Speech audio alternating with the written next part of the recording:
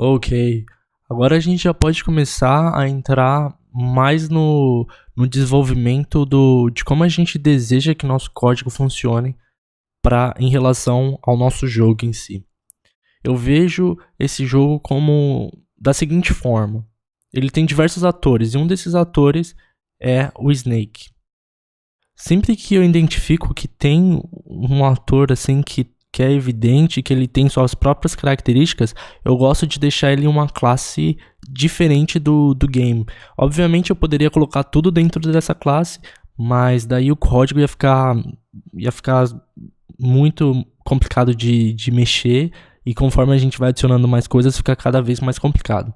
Então eu gosto primeiro de começar aqui com a ideia de que eu já decidi que eu vou ter um ator aqui chamado Snake, e esse Snake de alguma forma vai estar disponível no nosso jogo. Então já vou iniciar aqui no método initialize, eu vou criar um novo Snake. E eu tenho que pensar aqui qual é a estrutura de dados que ele vai ter.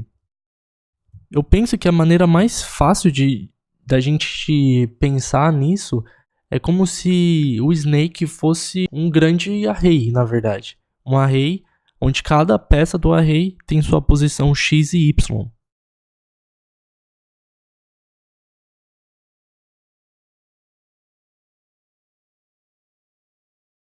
Eu decidi que essa é a estrutura que eu quero.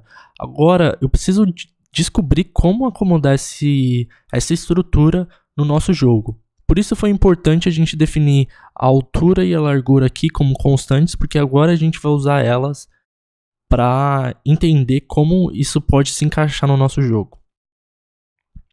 Se a gente pensar que o game é na verdade uma grande grid de diversos pixels, e a gente pode pensar também que cada pedacinho dessa grid é uma célula. E essa célula, um pedacinho dessa célula pode ser, por exemplo, um pedacinho do nosso Snake.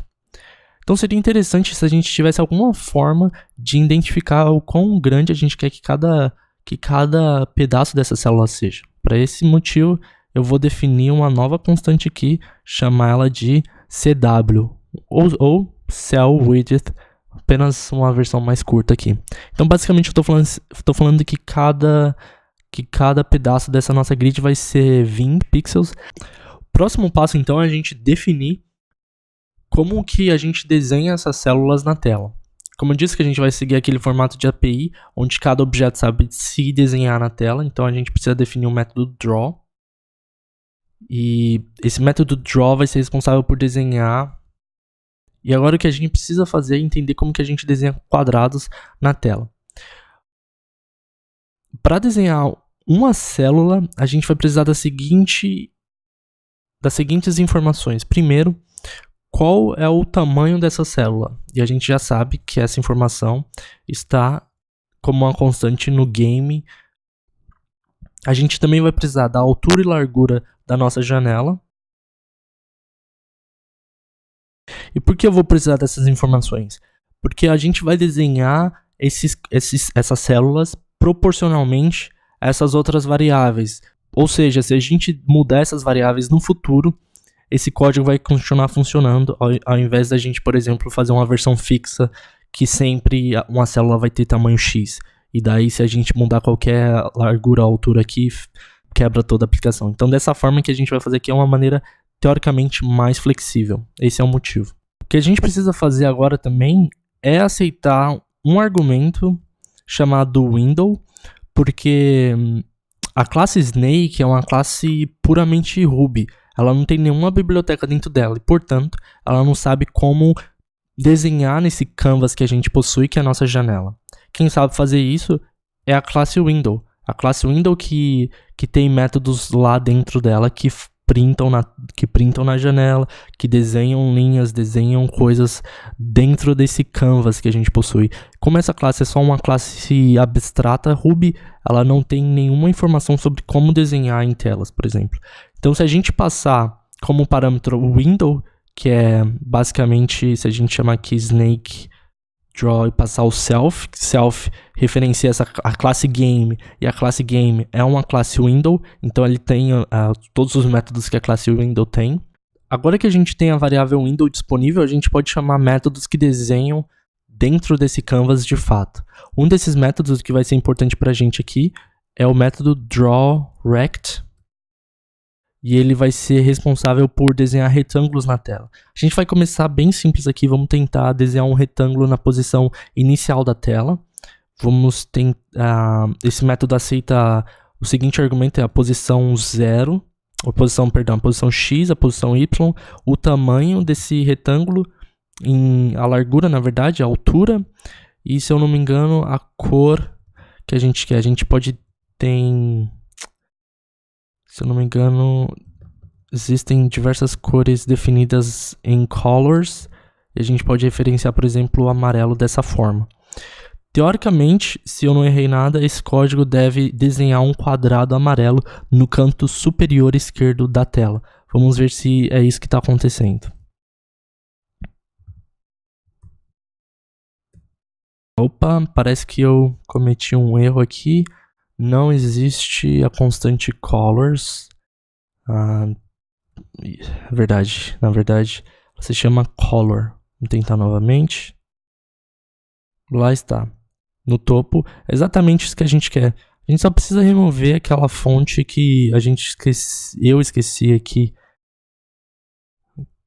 que a gente não vai utilizar mais. Mas isso é importante, porque agora a gente conseguiu desenhar na tela a primeira célula, digamos assim, do nosso Snake.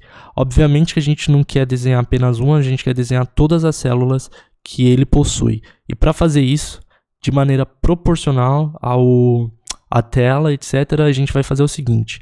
A gente vai iterar sobre todas as células. E para cada célula, a gente vai desenhar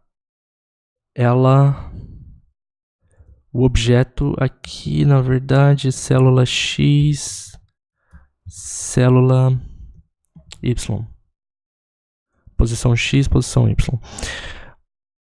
E o que eu quero fazer aqui, na verdade, eu quero ter o seguinte array. Eu quero que a próxima variável seja essa aqui. Ou seja, nosso Snake está indo na horizontal e ele tem dois objetos, um na posição 0 e um na posição 1. Porém, se a gente rodar esse código, vocês vão ver que, na verdade, o que criou foi dois retângulos, um pouquinho... Ali é um retângulo só que a gente está vendo, só que um pouquinho maior que o outro. Por quê? Teoricamente, a gente só moveu um pixel do primeiro para o segundo. Um pixel na posição na posição horizontal. Na verdade, a gente não quer isso. A gente quer que toda vez que a gente desenhe um retângulo, ele mova o mesmo tamanho do CW.